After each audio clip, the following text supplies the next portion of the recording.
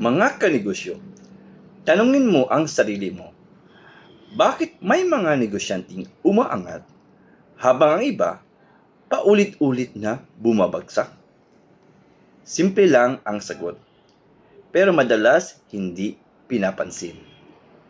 Yung mga nagtatagumpay, malinaw kung saan sila magaling at doon sila nakatuon.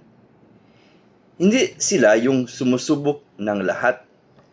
Hindi sila yung nagdadada ng uso. Pinipili nila kung saan sila malakas at doon nila ibinubuhos ang oras, lakas at buong kakayahan nila. Kapag nakita nilang may galing sila sa isang bagay, doon sila nagfo-focus. Doon sila nag-invest ng panahon at doon nila pinapalalim ang kanilang mga kakayahan. At dahil doon, lumalakas sila, tumitibay at nagiging eksperto. Pero bakit may mga hindi nagtatagumpay sa negosyo? Dahil naboboard sila. Halimbawa, magaling ka sa pagluluto. Alam mo may galing ka. Pero dahil napapagod ka o may nakita kang mas trending, lilipat ka. Biglang gusto mong matuto ng ibang skill. Dahil hindi iyon ang lakas mo, kundi dahil mukhang doon ang pera. At doon nagsimula ang problema. Mga kanegosyo, pakinggan mo to.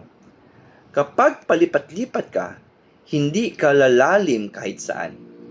Kunting aral dito, kunting aral doon. Pero walang mastery, walang lalim, walang matibay na pundasyon. At tandaan mo, sa negosyo, ang tunay na kita ay nasa lalim, hindi sa dami ng alam. Ang tamang diskarte, yung mga tunay na umaangat, kung saan sila magaling, doon sila nagiging mas mahusay. Hindi sila lipat ng lipat. Sa halip, pinapalalim nila ang kakayahan nila. Pinapahusay nila ang talento nila. At pinipilit nilang maging pinakamahusay sa larangan na iyon. Dahil alam nila, doon nakatago ang tunay na tagumpay. Totoong usapan mga kanegosyo. Sayang ang talento mo kung iiwan mo lang dahil napagod ka. Sayang ang pagkakataon kung papalitan mo ng bagay na hindi mo tunay na galing. Hindi lahat ng uso para sa iyo. Hindi lahat ng kumikita para sa landas mo. Kung gusto mong magtagumpay sa negosyo, hanapin mo kung saan ka magaling. At kapag nahanap mo na, huwag mo itong pakawalan. Pagsikapan mo, palalimin mo, at doon ka tumaya.